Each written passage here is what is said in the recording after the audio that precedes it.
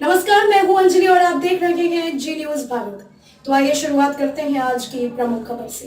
दबंगों पर लगाया मकान का फर्जी तरीके से बैनामा करा लेने का आरोप। कलेक्ट्रेट पहुंचे मोहल्ला कटरा निवासी अधिवक्ता सुरेश सिंह चौहान ने दबंगों पर फर्जी तरीके से मकान का बैनामा करा और घर में घुसकर महिलाओं के साथ मारपीट करने और मकान खाली करने का आरोप लगाया। पीड़ित अधिवक्ता ने पुलिस अधीक्षक को सौंपे शिकायती पत्र में न्याय की गुहार लगाई। कोतवाली क्षेत्र के मोहल्ला कटरा निवासी सुरेश सिंह चौहान पुत्र स्वर्गीय रामभजन सिंह चौहान पेशे से वकील है। अधिवक्ता सुरेश सिंह चौहान अपने अन्य समर्थकों के साथ बुधवार की दोपहर कलेक्ट्रेट पहुंचे। अधिवक्ता ने बताया कि वे जिस मकान में पूरे परिवार सहित रहते हैं, उस मकान का बैनामा वर्षों पूर्व मिथिलेश कुमार से करवाया था। मकान की पूर्व मालकिन मिथिलेश कुमारी ने कई साल बाद इसी मकान का बैनामा उषा रानी पत्नी राजीव कुमार के नाम कर दिया था। मामला जब अदालत तक पहुंचा तो अदालत ने वर्ष 2005 में मकान का मालिकाना हक मुझे दिया और मुकदमे को निरस्त कर दिया था। 25 फरवरी 2013 को उषा रानी पत्नी राजीव कुमार ने इसी मकान का बैनामा रघुवीर पुत्र फेरू सिंह निवासी जेल चौराहा तथा नितेश कुमार पुत्र महावीर सिंह के नाम कर दिया था। दबंगों ने फर्जी तरीके से दस्तावेज तैयार करके बैनामा करा लिया है, जबकि पूरा मालिकाना हक हमारा है। अधिवक्ता ने आरोप लगाते हुए बताया है कि बीते मंगलवार को रघुवीर व नितेश अपने अन्य साथियों के साथ मेरे घर आ धमके और गाली गलौज करते हुए मकान खाली करने का दबाव बनाने लगे। मेरे परिवार के लोगों ने इस बात का विरोध किया तो उक्त लोगों ने मेरे घर की महिलाओं के साथ मारपीट करने शुरू कर दिया। इतना ही नहीं, मेरे जवान बेटे की हत्या करने की धमकी दे डाली। हंगामा होता देख मोहल्ले के लोग आ गए। इसी बीच आरोपी फरार हो गए। पीड़ित अधिवक्ता ने पुलिस अधीक्षक को दिए प्रार्थना पत्र में उक्त दबंगों के विरुद्ध रिपोर्ट दर्ज कराए जाने की मांग की है। वकील साहब, क्या पूरा मामला है? आप कप्तान से मिले हैं। मकान नंबर 262, 263, 264 का मोहल्ला कटरा में वाक़ है। उस मकान की पूर्व मालिक मिथिलेश कुमारी जो थी, उनका बैनामा सन 2005 में हमने निरस्त करा दिया था कोर्ट से। उसमें आधे 10/5/2005 को हो चुका था। उसके बाद भी मिथिलेश कुमारी ने उषा रानी के हक में बैनामा कर दिया और उषा रानी ने नितेश कुमार और रघुवीर सिंह के नाम बैनामा दिनांक 25/2/13 को कर दिया। उस बैनामा के आधार पर नितेश कुमार और रघुवीर सिंह जो है जबरिया कब्जा करना चाहते हैं और जबकि उस मकान पर हमारा 2005 से ही कब्जा दखल चला आ रहा और वो उनका कहना है कि हमारा जबरिया मकान पर कब्जा कर लिया, जबकि उनका मकान ही नहीं था और ना उनका बैनामा वैध है। और उस बैनामा में उन्होंने गलत पैमाइश और गलत चौहदी भी डलवाई है। और कल इसी बात को लेकर कोई विवाद भी हुआ है? इसी बात को लेकर के कल जो है सीओ साहब जांच करने आए थे और सीओ साहब के जांच के समय ही उन लोगों ने हमारे घर में घुसकर, कुछ महिलाएं थी उनके साथ, कुछ जेंट्स थे, उन्होंने झगड़ा किया, हमारी महिलाओं को भी मारा पीटा और हमारे छोटे वो बड़े बच्चे के कहती है पहले जांच हमारे लिए फाइल। पुलिस की तरफ से अब तक कोई कार्रवाई हुई है? हाँ, पुलिस की तरफ से अभी कोई नहीं कार्रवाई हुई है। और हम आज एसपी से मिले, उन्होंने क्या कहा आपसे? एसपी साहब ने कहा आश्वासन दिया है कि जांची कार्रवाई होगी और सीओ साहब ने भी आश्वासन दिया है। हम सभी से मिले और हमारी अभी FIR दर्ज नहीं हुई, इसीलिए आए थे और उनका कोई कब्जा नहीं, जबरदस्ती वो विवाद कर रहे हैं और हमको बदनाम कर रहे हैं कि हम उनके मकान पर जबरिया कब्जा कर रहे हैं, जबकि कब्जा हमारा पहले से ही है और उनके पास कोई वैधानिक अधिकार नहीं है। वकील साहब, क्या पूरा मामला है? किस तरीके की घटना हुई कल शाम को? कल शाम को सीओ साहब महोदय जांच कर रहे थे मेरे घर में बैठे। उसी वक्त दूसरी पार्टी के लोग कुछ महिलाओं को लेकर के और कुछ जेंट्स हमारे घर में घुस गए, जिन्हें हमने सीओ साहब ने नहीं देख पाया और उसमें क्योंकि काफ़ी भीड़ थी इसलिए हम लोग समझ ही नहीं पाए कि किसकी महिलाएं कब कहाँ को घुस रही, कौन जा रहा। और उन महिलाओं ने और जेंट्स ने हमारे घर की महिलाओं के साथ मारपीट जब शुरू कर दी।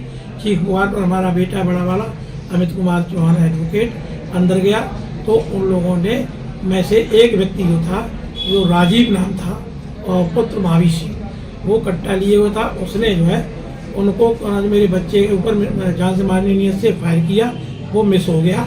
उसके बाद उसने कट्टे की बट से कनौती सर में वार किया।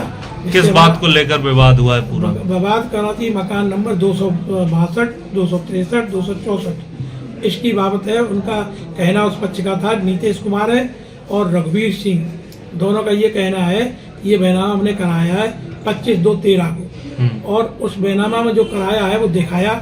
उससे पहले उन्होंने उषा रानी से बैनामा कराया और उषा रानी ने बैनामा कराया था मिथिलेश कुमारी से। जो मिथिलेश कुमारी का बैनामा था वो सन 2005 में वाद संख्या 203 विमला देवी बनाम सुरेश सत्यदेव में आदेश दिनांक 10/5/5 को शून्य निरस्त हो चुका है और डिक्री हो चुकी। उसके बाद कोई अन्य बैनामा मिथिलेश कुमारी ने उषा रानी के हक में करने का अधिकार नहीं था और न उषा रानी के द्वारा नीतीश कुमार और रघुवीर को बैनामा करने का अधिकार था। फिर भी उनका बैनामा एक आधार पर तो ये हो गया कि अवैधानिक था, अनाधिकृत रूप से था। इसके अतिरिक्त उस बैनामा में जो माप की गई है वो माप जो है पूर्व पश्चिम 10 फीट दिखाई जा रही है, जबकि उन मकानों की माप पूर्व पश्चिम 25 फुट है। और उसके बाद उसमें जो सीमाएं दिखाई गई वो गलत दिखाई गई, क्योंकि सीमाएं जो है दक्षिण में सुधीर कुमार भारद्वाज दिखाया गया, जबकि सुधीर कुमार भारद्वाज नहीं है, वहाँ सुनीता वर्मा है। और पश्चिम में पूर्व में दिखाया गया है मकान सुरेश सिंह का, वो मकान सुरेश सिंह का नहीं है बल्कि मकान विमला देवी का है। और उत्तर में जो मकान दिखाया गया है सुरेंद्र यादव का, वो उनका नहीं है सुरेंद्र यादव का बल्कि सुशील यादव का मकान है। इस प्रकार से गलत माप और गलत काउंटी चौधरी भी उसमें बैनामा में अंकित है। हर तरीके से इनका बैनामा फर्जी है और जिन व्यक्ति उषा रानी से कराया है वो उषा रानी मैनपुरी में नहीं रह रही है तो सन 2008 में। इसके अलावा जो गवाह है वो भी उसमें आशीष कुमार पुत्र राजीव कुमार मोहल्ला कटरा में नहीं रह रहा है और एक गवाह उनका जो है ये चौधरी भी उसमें बैनामा में अंकित है। हर तरीके से इनका बैनामा फर्जी है और जिन व्यक्ति उषा रानी से कराया है वो उषा रानी मैनपुरी में नहीं रह रही है तो सन 2008 में। इसके अलावा जो गवाह है वो भी उसमें आशीष कुमार पुत्र राजीव कुमार मोहल्ला कटरा में नहीं रह रहा है और एक गवाह उनका जो है स्वयं नीतीश कुमार का भाई है। बैनामा कैंसिल भी हुआ था, कौन सी सन थी? 2005 में 10/5/2005 को हुआ, जो सिविल न्यायालय का मैंने बात संख्या बताया है 203/95 से। तो उसके बाद जो है अन्य कोई बैनामा। पुलिस में आपने कोई तहरीर दी अब तक? पुलिस में मैंने कोई तहरीर नहीं दी थी। उनकी तहरीर शिकायती प्रार्थना बताया था जिस पर सीओ साहब जांच करने आए थे और सीओ साहब जांच कर रहे थे।